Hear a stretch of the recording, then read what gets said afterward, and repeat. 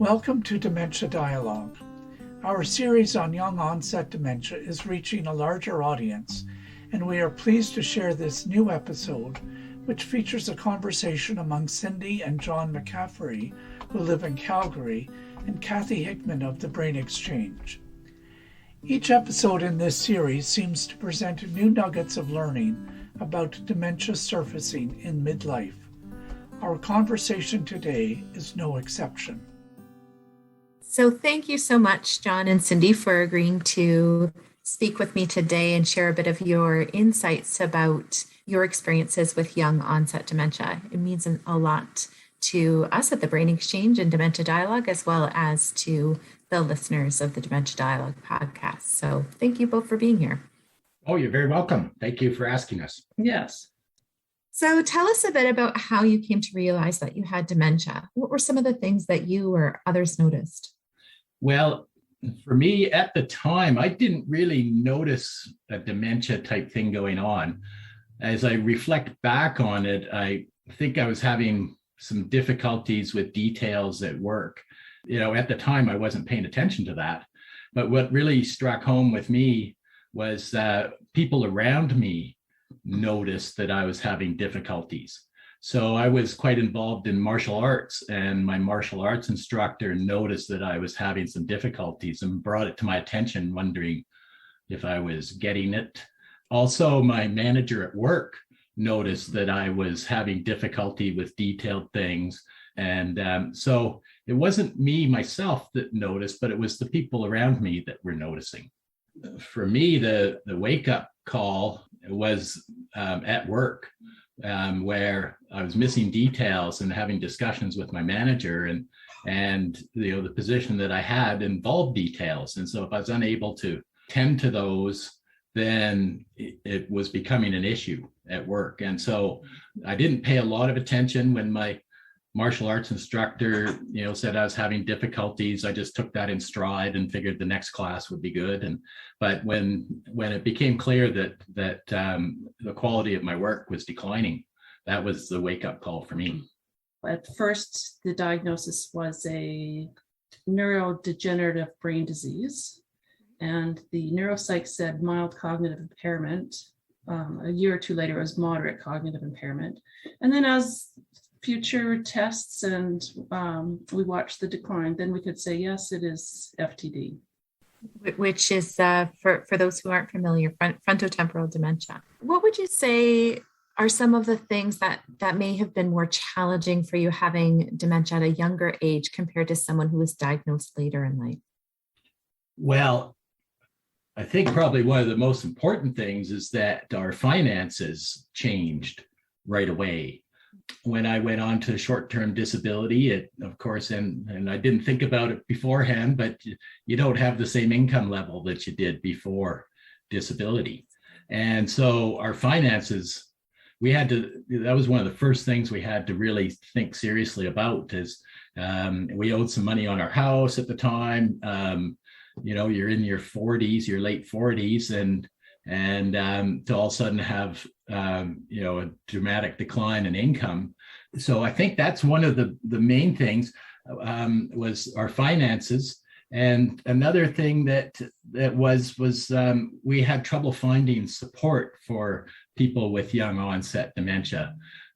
We worked our way into the healthcare system to the point where we had a case manager, which was a wonderful thing. But the support services that were available were more for seniors, more for people who are in their 60s and 70s and 80s.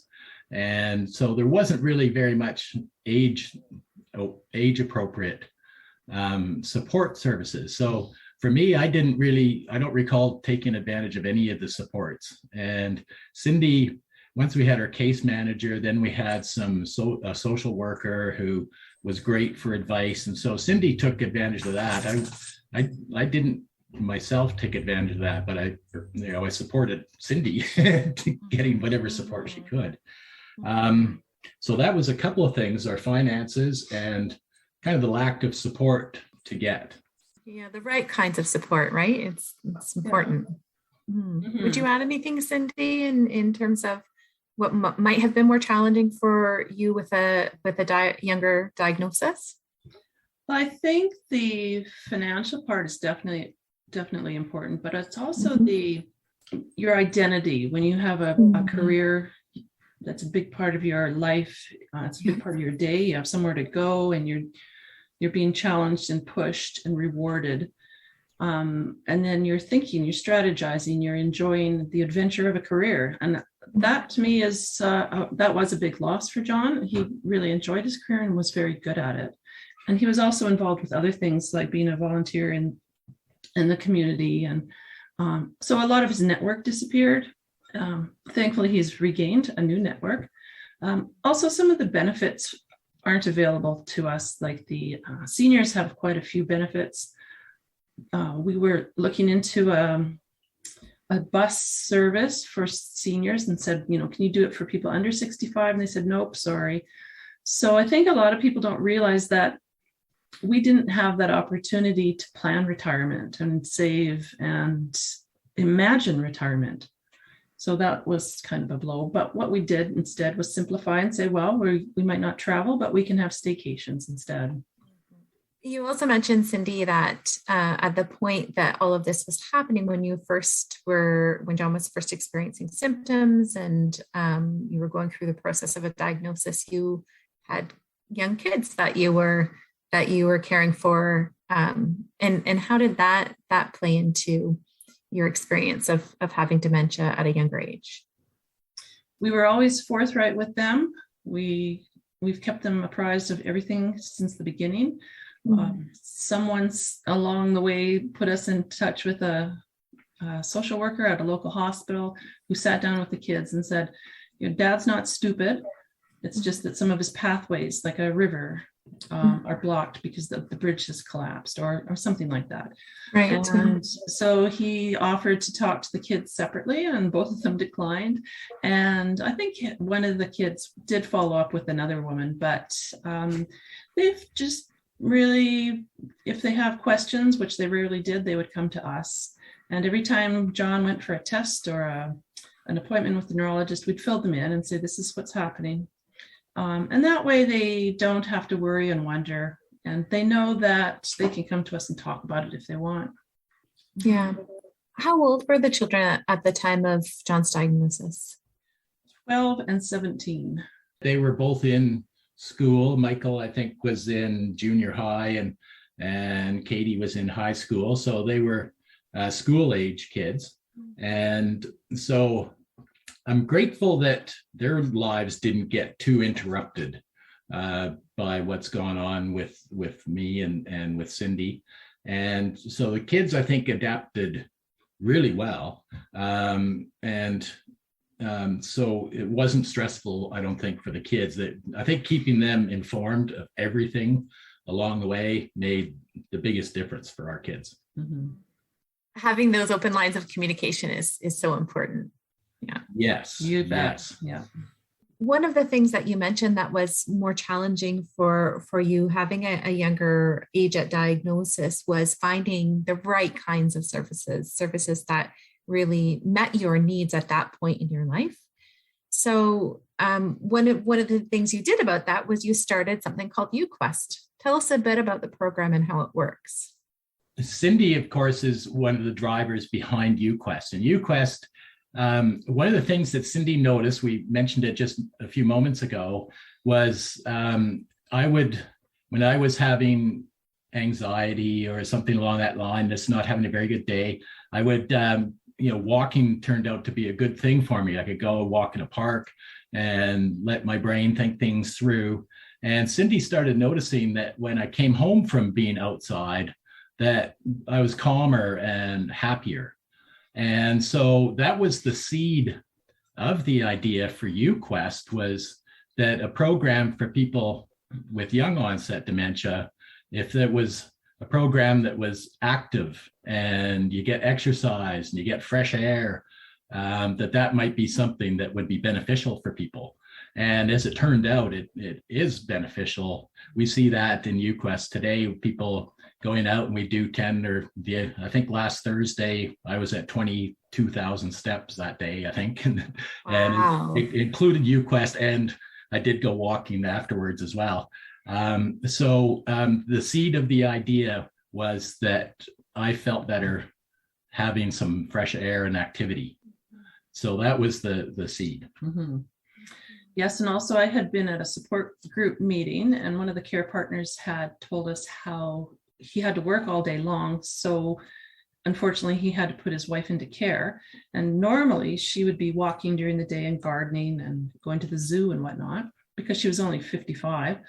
And once she was in the care facility, all of that activity stopped, and she would bang on the windows to get out because she was so confined. And you don't do that at a care home. They don't like that. So they took her off to the hospital, and she was heavily sedated and tied to the bed. And this poor care partner, he just said, if only someone had taken her outside for a walk, we could have lessened her anxiety, lessened her aggression, and this wouldn't have happened. Maybe this wouldn't have happened. And everyone in the whole group just thought, wow, that this could happen to John. It could happen to any loved one. They could be hauled off and tied to the bed. And we don't want that for our loved ones. So that was also part of the reason that we started this. And the younger people do need a community of their own, because most care partners are at the office all day, and it's stressful to be at work wondering what's going on at home. Is he even at home? Does he take off? Is he lighting things on fire? So I wasn't a very good employee at that time. I couldn't concentrate, and I found it very difficult to be at work, think about John, think about the kids, think about the future. It was a really tough go. Something that many people will be familiar with is the idea of a day program. This is a little bit different, though. Can you tell us about how YouQuest works? We have wonderful recreation therapists, and so they've designed an intentional day. It's not just let's go play games and run around. It's assessing each participant, finding out what they like and what they can do and what they don't want to do, more importantly. So there's a lot of choice involved. We want to build on what they're good at. And if they want to try something new, they're welcome to try that as well. The wonderful part of our program is that we have so many volunteers. So during the day, the volunteers are updated. They know what their participants are capable of and what to watch out for.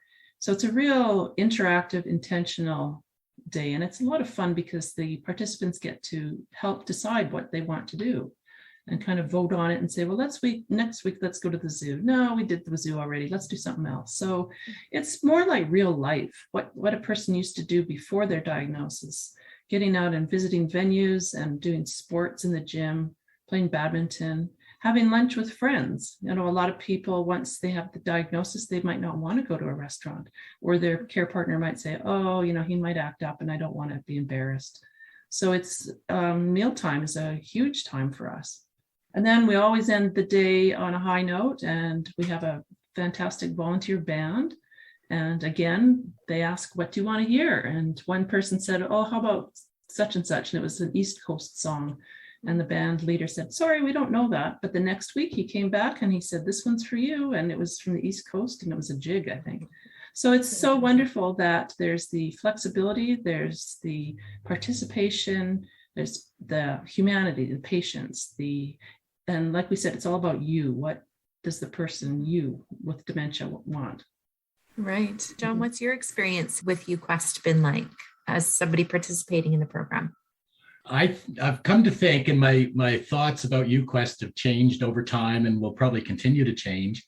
And the one aspect that really is ringing loudly for me these last while, particularly since our program was not able to function during some of the COVID lockdowns and whatnot.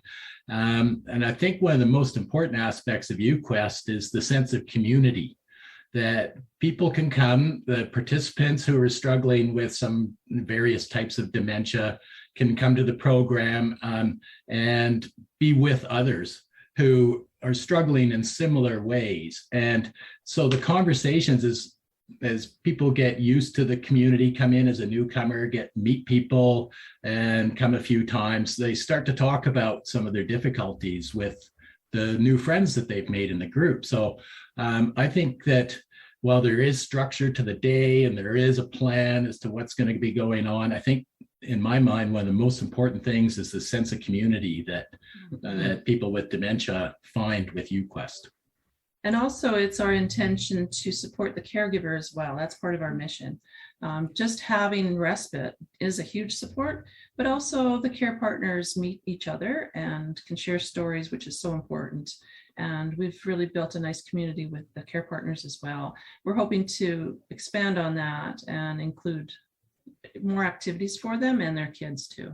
Without a doubt, the participants do receive benefits from the program, but the caregivers really, I think, are benefiting tremendously from having a safe place for their loved ones. You also mentioned that participants get to decide what they want to do in the program, which I think it sounds like a really important aspect of the program and something that's maybe a little bit unique to YouQuest. Mm-hmm. How did those decisions get made? And then what's the impact for participants of being able to make those choices for themselves? Well, I remember really clearly, right, we started out YouQuest as a pilot project for 12 months. And right at the very beginning, within the first day or two, we had a whiteboard. And the recreation therapist led the conversation saying, okay, what is it that you would like to be doing? And people would mention something and that would get written onto the right whiteboard. And the conversation started maybe a little bit slowly, but then as people started realizing that their thoughts were going onto the whiteboard, they started coming up with ideas of, hey, we'd like to do this. Someone mentioned, for example, that maybe we could do something with the Calgary Flames hockey team. And so that went on the whiteboard. And wouldn't you know, a few months later, well, we went to a Flames practice one day. And so we kind of had seating and whatnot. So we spent some time watching the Flames at a practice. I think that it's also important to this aspect of listening, because it can reduce the stigma and increase understanding of people with dementia. A lot of people think, okay, you wake up with dementia one day and all of a sudden you can't draw a clock and your opinions don't matter and you don't know where you're driving to. But in reality, like look at John, we're going on our 15th year, slow decline, but he has done so many wonderful things and is still very capable, as are other people in our community. So when we ask them, do you want a hamburger or do you want chicken? It's more work for the rec therapist, but it's real life for the person. I mean, 20 years ago, they wouldn't have people ordering them chicken nuggets. And being heard, I think it gives them confidence and it makes them feel valued again. Yeah, so important when some of those things feel like they get taken away after that initial diagnosis. What advice do you have for other people living with or caring for someone with young onset dementia? I have a lot. First, I would recommend that you simplify everything. We moved into a townhouse quite quickly because I didn't want John on the roof or fixing fences. We don't have a lot of drama or minutia in our lives. We just concentrate on the things that are important and make us happy. Also, someone recommended to me, they said, well, as John's world is shrinking, it's important for me not to get caught up in that shrinkage and to keep my activities and my friendships and my learning all open and growing. I'd also say learn as much as you can from reputable sources. There's a lot of information out there, and really a lot of it is not all that scientific. So I would stick with like the Mayo Clinic or Johns Hopkins, Alzheimer Society, things like that, because you can really get bogged down by too much information. And the Alzheimer Society of Alberta and the Northwest Territories has some fantastic resources for young onset dementia. And I think even an online chat group for the younger kids. And I would also recommend highly to join a support group, because you will need to vent. Sometimes your emotions are ones that you've never had before, and they can be really overwhelming. And maybe you don't want to share with your friends, but you can share with a support group because they're non-judgmental, they've been there. And oftentimes you're going to hear things that are even worse than what you're going through. Our support group is now online because of COVID, so other people are still welcome to join us. We get a couple of new people a week. And also, with the group, you can find out what works for them. Some people were saying, okay, I'm trying to work at home, but my husband is pacing and agitated behind me. Like, how can I cope? So we go around the circle and talk about strategies that might be helpful. We also talk about, what meds are good for hallucinations and which care homes are the best these days, what's to watch out for. So we covered the whole gamut. To keep it simple, remember to breathe, look at the day and say, this is going to be a great day. John's motto is to have a good day every day. And so that's what we try to do. Love that. How about for you? What advice do you have for people living with young onset dementia? One of the most important things for me is that Cindy does well through this journey. And so I'm very happy that she does reach out, that she's developed more friendships than she had in the past. She's got support. And so to me, it's the care partners, the ones that are most important. With my experience with my parents, early on, I knew that there was nothing we could do for my father. There was no medical treatment that could slow down. And it turned out to be Alzheimer's is what he had. But it was my mother that I thought took the brunt of the pain and anguish with a decline in dementia. And so to me, I think the most important thing for me is knowing that my wife is as good as we can have it. I would just like to add that our dementia care team, that's through Alberta Health, have been phenomenal. We have a case manager who's a nurse and very warm and congenial and interested. And we've also got the social worker who's been a dream. I can call her anytime. So I'd like to give a big shout out to them. What do you want others to know about living with young onset dementia? Well, I think the one thing that's really important to me is I do try every day to have a good day. And lately I've been saying things like I walk on the sunny side of the street, and a storm can still set in on the sunny side of the street. But if you know that the sun's going to come back out again, so I try very hard to just be positive. I don't think long term. I don't try and think what I'm going to be doing a year from now. I know that today is a busy day, but I plan on having a good day today. And so for me, that's one aspect that is important to me. And I think by having a attitude like that helps my wife, helps my kids. And I think it helps, at YouQuest, people coming in, they're all having good days. And so that's really, I think, what the goal of YouQuest and what my goal is just to try and have a good day every day. And I think we're doing a pretty good job at it. I'm just, trying to live in the moment and to make that moment good. I would also like people to realize that, as I said before, you don't just wake up one day and you can't do anything. He is still able to do things. So when we're at a funeral or something and a cousin comes up and whispers, "Oh, how's John doing?"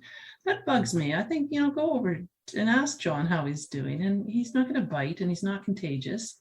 And I think people don't need to be afraid of people with dementia. Remember, it's a brain disease. You're not afraid of people with kidney disease. If John were a threat to anybody's health and safety, he wouldn't be out in public. So I just wish that people wouldn't worry so much about saying the wrong thing and think more about, they still have a lot of capacity. Ask them how they're doing. Ask them how the flames are and, what they think about our new mayor, things like that. Okay, well, thank you so much, John and Cindy, for joining us today and talking to me about some of your experiences. I know that this is going to be really helpful for others to understand more about what it's like to live with young onset dementia, how to live well with dementia, and great to hear about YouQuest and how you've set that up in such a way that it's really a meaningful experience for the participants of the program. Thank you so much. It's been great to chat with you. Well, and I thank you very much too, Kathy, because it's great to talk to someone who's interested. And I appreciate very much talking with you today. Cindy and John are very clear about how dementia has altered their lives and that of their children. But they are also clear about the strategies and supports that they have developed to have a good day. Both Cindy and John speak of the importance of communication between themselves, with their children, peers, and the wider community. In mentioning community, I think of the community building that John and Cindy have accomplished through YouQuest. You can find more information about YouQuest in our note accompanying this episode. Calgary seems to be a very active community when it comes to supporting folks living with dementia and those who care about them. Our show note contains references to some of the other initiatives underway in Calgary.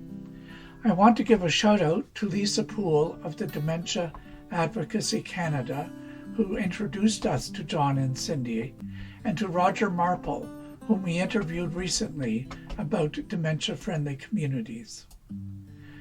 Our podcast is working on stories of people who may not have been born in Canada or whose cultures and languages differ from what I call the mainstream. If you are connected to one of these communities and have some ideas about how we might include this experience in our podcast, please get in touch with us at dementia.dialogue@lakeheadu.ca. Thanks to Kathy and Jillian at the brainXchange for hosting this Young Onset series, which has 2 more episodes. Thanks also to the Center for Education and Research on Aging and Health at Lakehead University, our institutional partner, and to the Public Health Agency of Canada for its financial support. If you want to have our episodes delivered to your inbox, write to us at dementia.dialogue@lakeheadu.ca, and we will make arrangements.